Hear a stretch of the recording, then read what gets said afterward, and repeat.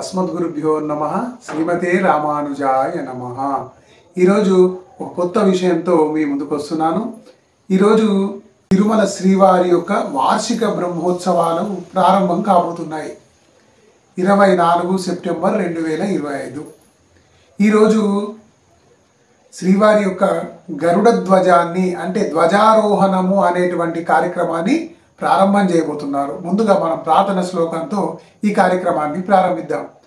శ్రీ వెంకటాద్రి నిలయ కమలా కాముక పుమాన్ అభంగున విభూతిర్న తరంగయతు మంగళం. ధ్వజారోహణం అంటే గరుడ ధ్వజాన్ని, గరుడ చిత్రపటాన్ని పైకి ఎగురవేయడం, ధ్వజస్తంభం పైకి ఎగురవేయడము. దీనివల్ల ఏంటి ప్రయోజనం అంటే సమస్త దేవతల్ని, సకల దిక్పాలకులను అందరికి కూడా ఆహ్వానం పలకడము.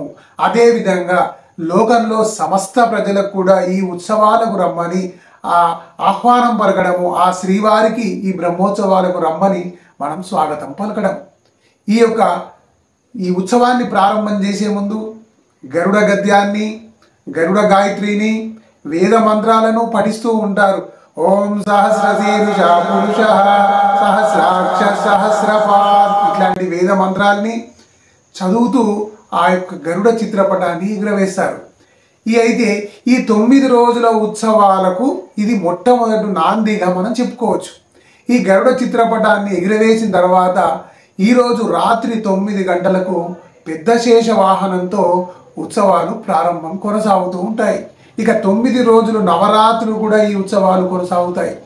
ఈ యొక్క గరుడ ధ్వజము, గరుడ కళ్యాణము రోజు ఎవరైతే పుట్టుగొడ్రాళ్ళకు కూడా స్వామి సత్సంతానాన్ని ప్రసాదిస్తాడో ఈ గరుడ ప్రసాదాన్ని ఎవరైతే తీసుకుంటారో వాళ్లకు తప్పకుండా సత్సంతానం కలుగుతుంది. మంచి ఆయుష్మంతులైన, శౌర్యవంతులైనటువంటి సంతానం కలుగుతుంది. కాబట్టి మనకు రేపు ఎస్విబిసి ఛానల్లో కూడా ఈ యొక్క ధ్వజారోహణ కార్యక్రమం ప్రత్యక్ష ప్రసారంలో వస్తుంది. అదేవిధంగా రాత్రికి పెద్దశేష వాహనం కూడా మనకు ఎస్విబిసి ఛానల్లో లైవ్లో వస్తుంది. మనమందరము కూడా ఆ కార్యక్రమాలను చూద్దాము.